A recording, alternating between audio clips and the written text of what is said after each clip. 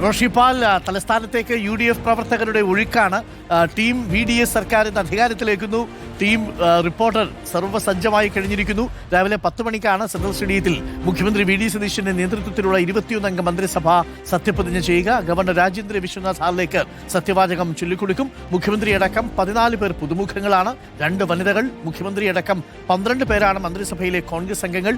10 വർഷത്തെ ഇടവേളയ്ക്ക് ശേഷം വീണ്ടും അധികാരത്തിലേറുന്ന UDF സർക്കാരിന്റെ സത്യപ്രതിജ്ഞാ ചടങ്ങിലേക്ക് വലിയ ആവേശത്തോടു കൂടിയാണ് പ്രവർത്തകർ എത്തിക്കൊണ്ടിരിക്കുന്നത്. റോഷിപാൽ തത്സമയം നമുക്കൊപ്പം ചേരുന്നു. Roshipal, very good morning. ഇന്നൊരു സ്പെഷ്യൽ ഡേ ആണ്. UDF പ്രവർത്തകരെ സംബന്ധിച്ച് കാത്തിരുന്ന ദിവസം. അവർ അങ്ങനെ വണ്ടി വിളിച്ച് ഇന്നലെ 2 ദിവസം മുമ്പ് തന്നെ തലസ്ഥാനത്തേക്ക് ഒഴുക്കാണ്. ഇന്നലെ രാത്രിയൊക്കെ തലസ്ഥാനത്തേക്ക് ഒരുപാട് മനുഷ്യർ വന്നിറങ്ങുന്നത് കണ്ടു. രാവിലെയുള്ള കാഴ്ചകൾ കണ്ടു. പ്രവർത്തകരുടെ മുഖത്ത് നോക്കുമ്പോഴും ആ ആവേശം നമുക്ക് കാണാം. അത്യാവേശമാണ് അല്ലേ എല്ലാ പ്രവർത്തകരുടെയും മുഖങ്ങളിൽ? റോഷിപാൽ,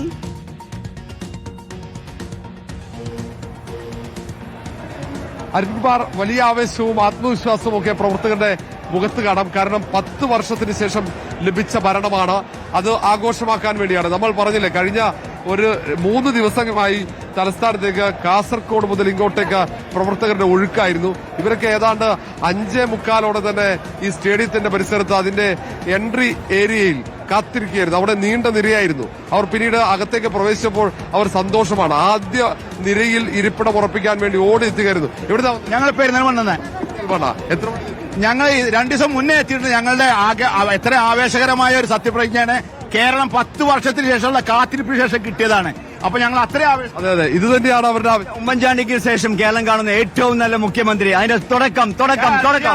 അങ്ങനെയാണോ? അങ്ങനെ ഓരോ ആളുകൾ ഞങ്ങൾ കോഴിക്കോട് ഞങ്ങളിവിടെ 2 മണിക്കെത്തി. Team UDF സ്പിരിറ്റാണ്. അപ്പൊ അങ്ങനെ വലിയ ആവേശത്തോടെ അവർ കാത്തിരിക്കുന്നു. ഇവിടെ കാസർഗോഡ് ഇപ്പൊ എത്തി. ഞങ്ങൾ 2 ദിവസമായി ഇവിടെ എത്തി. അതാ 2 ദിവസം മുമ്പൊക്കെ എത്തി കാത്തിരിക്കായിരുന്നു. ഇവരൊക്കെ ഇതാ കണ്ടോ, നമുക്ക് ദൃശ്യങ്ങൾ കാണാം. അരുൺകുമാർ, കാരണം ഇങ്ങനെ നീണ്ട നിരയാണ്. ഇത് ഇപ്പോൾ ഏറ്റവും മുൻനിരയാണിത്. ഇത് ഇവർക്ക് പ്രത്യേക പാസ്സാണ്. ആ പാസ് ലഭിച്ചവർ ഓടിക്കോട്ടെ. ഓക്കെ, സെൻട്രൽ സ്റ്റേഡിയത്തിനുള്ളിലെ ഇരിപ്പിടങ്ങൾ കൂടിയാണ്, പ്രത്യേകം തയ്യാറാക്കിയ ഇരിപ്പിടങ്ങളാണ്. നമുക്ക് ആ വേദി ഒന്ന് പ്രേക്ഷകർക്ക് പരിചയപ്പെടുത്തി കൊടുക്കാം എന്ന് തോന്നുന്നു. വേദിയിൽ പ്രേക്ഷകർക്ക് കാണാം, പല തട്ടുകളിലായിട്ടാണ് ക്രമീകരണം ഒരുക്കിയിരിക്കുന്നത്.